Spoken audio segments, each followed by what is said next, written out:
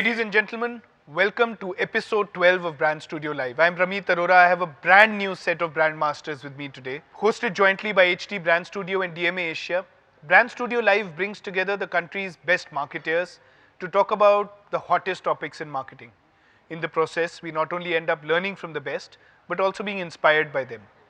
Episode 12 is a continuation of our Mumbai chapter of season 1 of Brand Studio Live. We've moved out of the HT newsroom to the iconic BSC, formerly known as the Bombay Stock Exchange, and we are actually on the old trading floor. If there was anything more inspiring and a more fitting venue. Without further delay, let's get started with today's episode.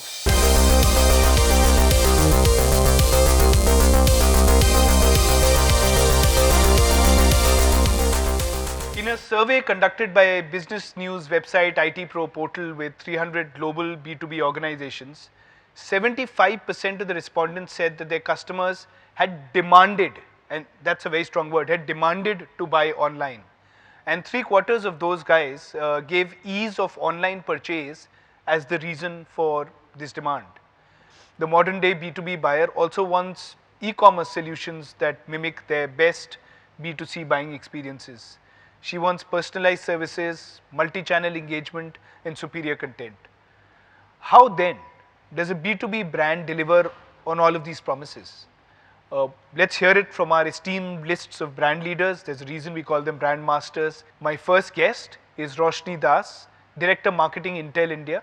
Roshni today will take us through the fundamentals of marketing to distinct B2B audience sets. Talk to us, tell us a little more.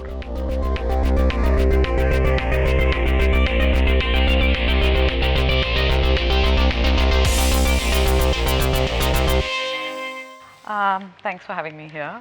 I think the fundamentals of marketing, whether you market to a B2B audience or a B2C audience, remain the same, mostly the same. So 3 things I would say is content, context, and customer experience are the 3 key areas.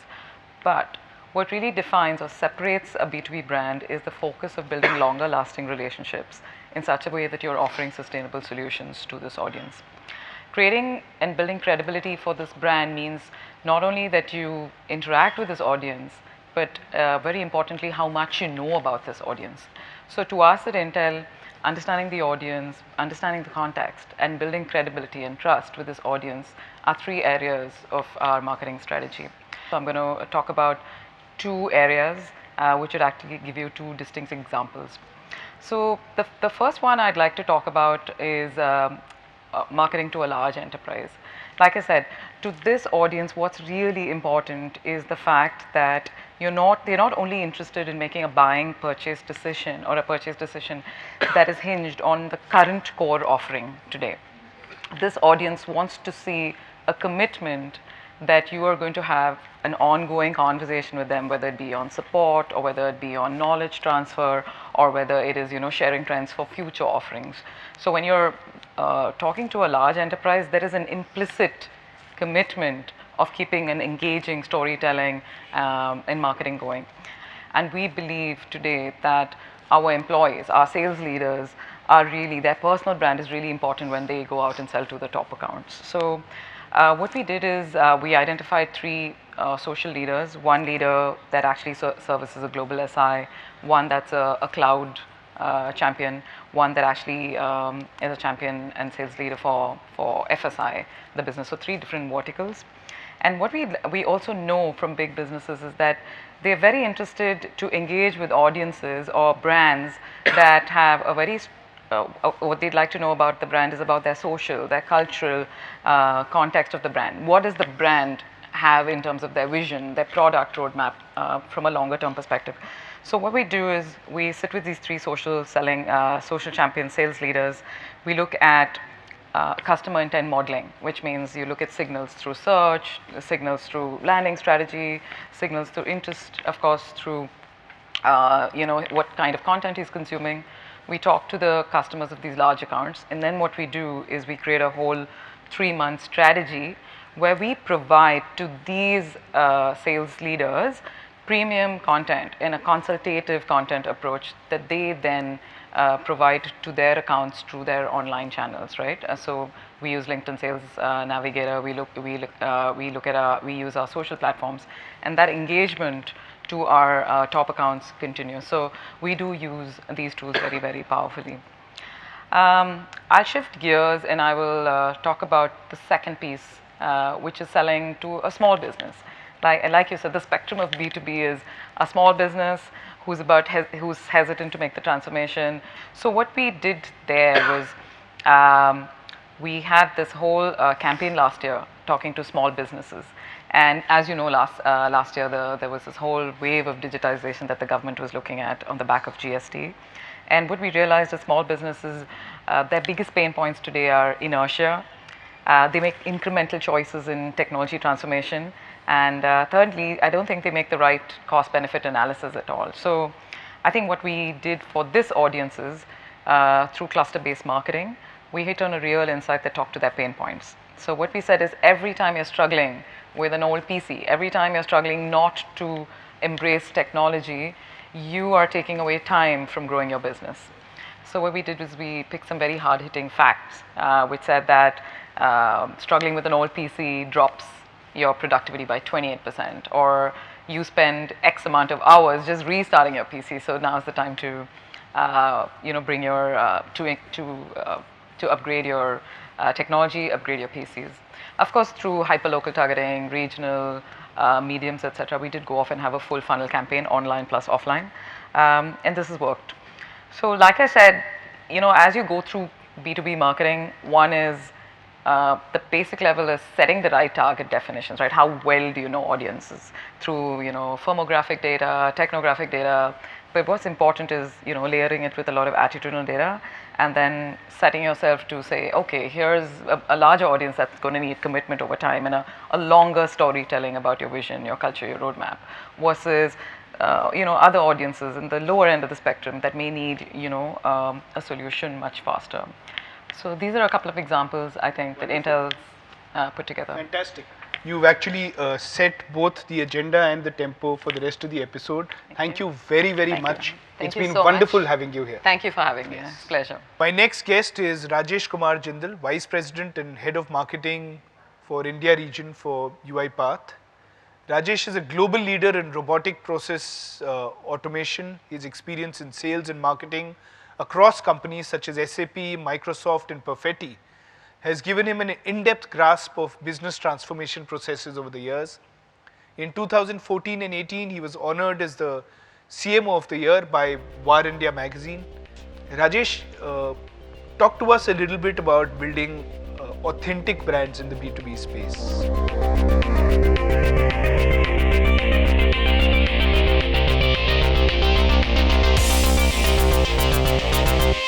So I think one reality is that traditionally B2B has been very sales-led, compared to B2C, right? But I think things are changing, especially with the internet and all the things you mentioned earlier on the episode.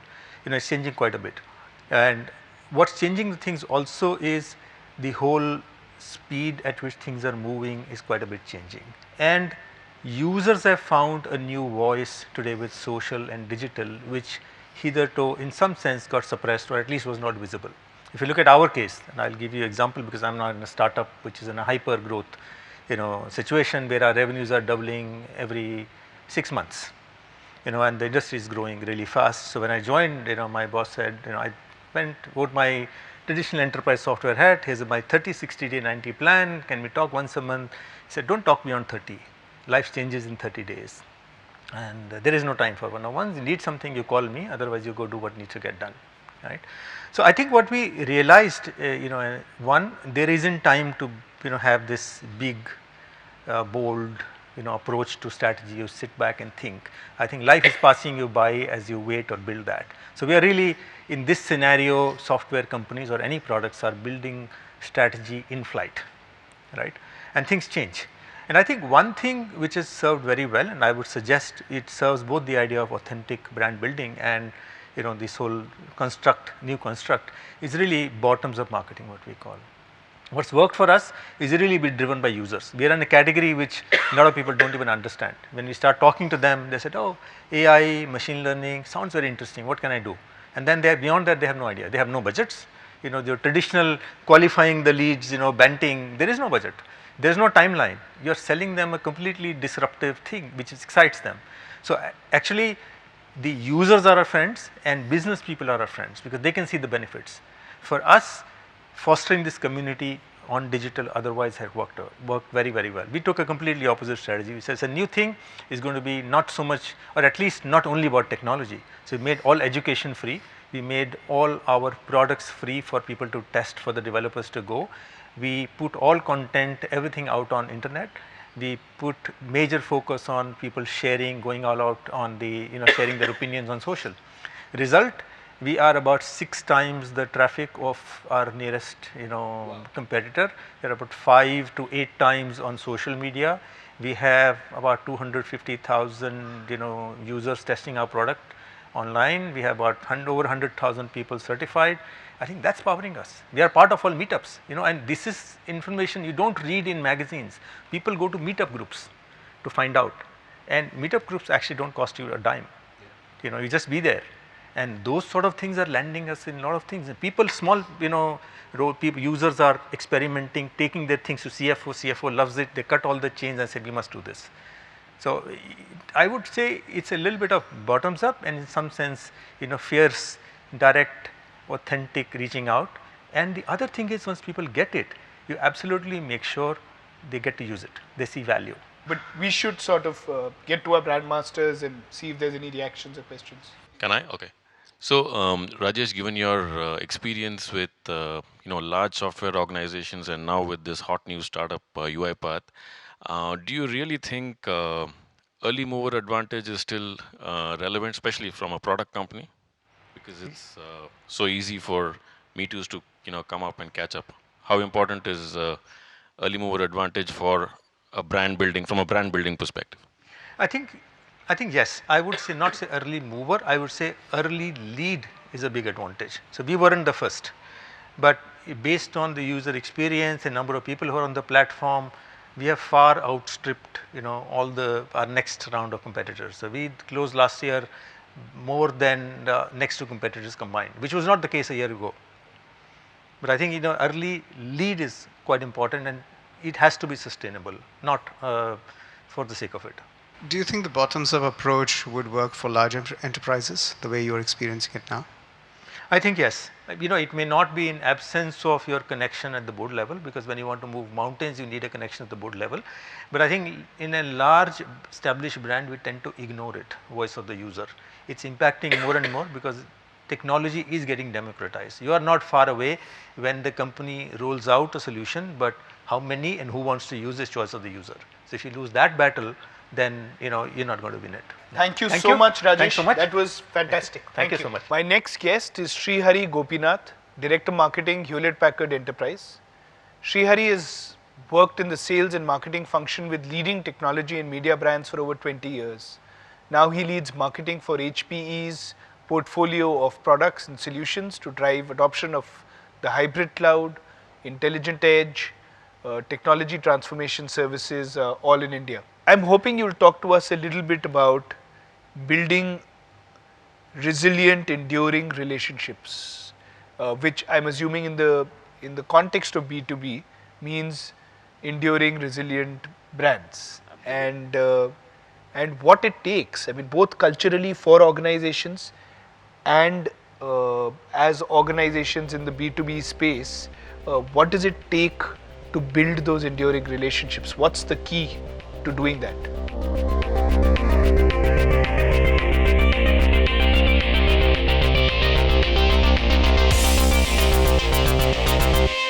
So the context I want to present is as part of Hewlett Packard Enterprise, I think if you look back at the legacy that HPE has, we've been in the business of technology, of enterprise technology, for over 7 decades now.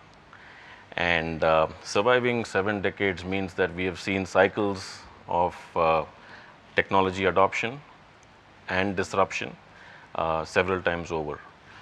But one thing which has always fascinated me about HP as a brand, Hewlett Packard Enterprise as a brand, has been the warmth that we get from our customers, the trust and confidence they have in our ability to deliver time and again. I think that's huge. One of the big reasons that this has been made possible is the core value at at our company is tied to innovation, right? So unless that innovation engine is alive and kicking, in the B2B space, I think it's very difficult to sustain enduring, resilient brands for a long period of time, right? The reason is when you're talking about B2B and as a marketer, what we care about is the success of our customers, and our customers are pretty much large enterprises, medium enterprises, small enterprises, all of them who then blend in technology as part of their product and service offerings. So what they are looking for are strong partners, partners who can guide them, partners who can give them that confidence that they are with them through good times and bad. So a lot of times this resiliency is built by experiences you are able to give your customers when things go wrong, because the expectation is to be right all the time. But as technology goes, there are occasions when you have to stand up for things which go wrong, and how you deal with your customer, because he's dealing. I mean, he's hinging his entire business on your technology, right? So how you support them through those times absolutely matters. Excellent. I'm going to open this up for some reactions and some questions. So I wanted to ask you, and this is not specifically for your company, I see two realities. I see companies, large brands, talking about how they change the world, right? At the same time, I see a lot of large enterprise customers feeling they didn't realize the value. They didn't get full value out of their investment. Where do you see this dichotomy? Do you see it's the model, and I contrast this to the new era where people are going on subscription, which is people grow gradually. And I see a lot less of that. So your comments on, what's in it for us to address? Yeah, that's a tough one, especially for large organizations like ours. As we grow the business, as the portfolio grows, it is always that the customer expectation. So managing customer expectation from the brand is always going to be key, right? So what I mean is, when customers bank on you for a specific piece of product or a technology, and you're able to meet those expectations, that's fine. But as the scope expands, sometimes expectations are mismatched in that scenario. It's a changing equation between expectations and what we are offering as as a brand. So therefore, it's really important to go back to your customers time and again, tell them this is where we are, this is our portfolio, this is where we are headed, and this is how we want to work with you, partner with you going forward. Do you think size is a big advantage or a disadvantage in the next decade for a large company like yours? Well, yeah, I mean, it depends on the context. When you see, in our ability to invest. So, for example, we believe that the edge technologies are, just breaking ground now. So we are at the cusp of something really big, and so the intelligent edge, as we say, is something that we are truly focused on. As a large brand, I guess we have the ability to invest big as well. So recently our CEO Antonio Neri committed $4 billion to research on the edge. So I guess in those contexts it's good. Well, of course we can't be as nimble as a startup, so that's the other side of it. Well, we'll see how the next decade goes. It's too far to see. It's been wonderful having you here. Pleasure. Thanks, Rameet. Thank you. My next guest is Kaustubh Nande, Director Marketing, MSC Software. In the last 15 years, Kaustubh has championed several brand communication programs and thought leadership campaigns in technology. He's a regular speaker at industry forums and conferences and was the winner of the 2017 Content Marketer of the Year Award. Congratulations. Welcome, Kaustubh. Kaustubh today will shed light on the customer journey. Tell us how the buyer journey will evolve what's going to happen to this market and to this marketing challenge as that journey evolves.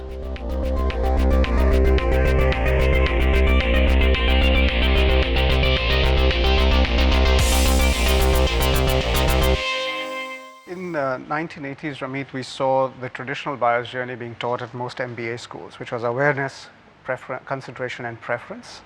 I think today we are at a cusp in the last 15 odd years with the advent of the internet.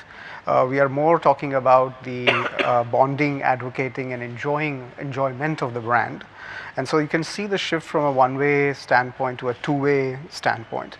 And my thesis is that in the next 5 to 7 years, we'll increasingly see a very simplified buyer's journey, which I want to call education, engagement, and experience, that has a built-in one-way and a two-way loop. And that's basically how I'm thinking about it. I'm going to then ask for reactions and questions. We can start with anybody. I have one. So, typical experience of organizational buying is there is no one buyer. Right? There are multiple people involved in a complex decision. Right. So how do you interpret, your model in terms of buying journey in that case? Yeah, so I'm thinking about the 3 big marketing opportunities for marketeers in the B2B space. And the first one is the buyer's journey is becoming a reality. 2 decades ago, without the advent of the internet, this wasn't really possible as a marketeer. So I think we are in good shape compared to where we were. Point number 1. The second one, which addresses your point, is really on the account-based marketing, a term that gets thrown around quite a bit today, and is really a powerful medium of engaging with core accounts, customers, users, however you want to slice and dice them.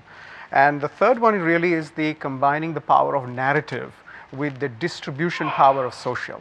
And I think that is where I see those phases of education, engagement, experience, tying it with these 3 levels of opportunity. So this is going back to the whole you had this 3 E's, right, that you just spoke about. But coming to think of it, since B2B brands are a bit opaque to most users, and it's a very limited set who have visibility to what the brand. How are you thinking about the reflecting the core values through for a B2B brand? How can it reflect? I think this is where content is king, and one of my quotes that I've used before is, content is not king, it's the kingdom for the next decade of marketing, and especially B2B marketing, right? So I do believe that that's the area in which the conversations, narratives, stories, and all the techniques of marketing will be played, and more importantly, businesses will win and lose with conversations. So I do strongly believe that I think content is going to be a key important differentiator, and narrative and your, of course, product differentiation and stories will play a very, very important role as we move forward. Thank you so much. It clearly is challenging times, and thank you all for taking out the time and establishing at least some to-dos for building strong B2B brands. On that note, ladies and gentlemen, thank you for joining us on episode 12 of Brand Studio Live, hosted by HT Brand Studio and DMA Asia. I just want to call out DMA Asia, the special thank you, and Vatsal Ashar for helping power this wonderful event. Thank you to our radio partner Fever, who helps us evangelize this show, and thank you to BSC for hosting us.